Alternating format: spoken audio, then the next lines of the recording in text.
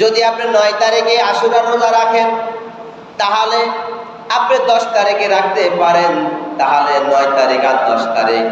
আর যদি 10 তারিখে যদি আপনি রোজা রাখেন তাহলে 10 তারিখ অথবা 11 তারিখ। কয়টি রোজা রাখবেন? সবাই বলেন কয়টি রোজা? 2টি রোজা রাখতে কে বলেছেন?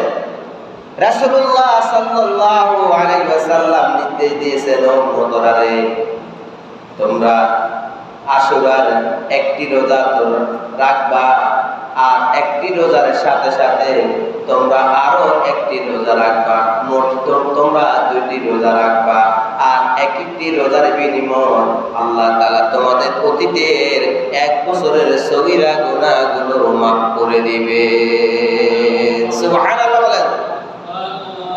সম্মানিত আমাদের ভাইয়েরা, অর্থাৎ তোমরা ইহুদীদের বিপরীত 2টি রোজা রাখবে।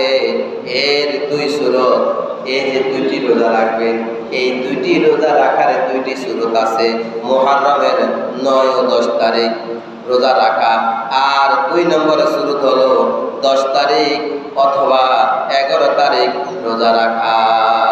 9 তারিখ অথবা 10 তারিখ, অথবা 10 তারিখ 11 তারিখ। কয়টি রোজা বলেন? 2টি রোজা।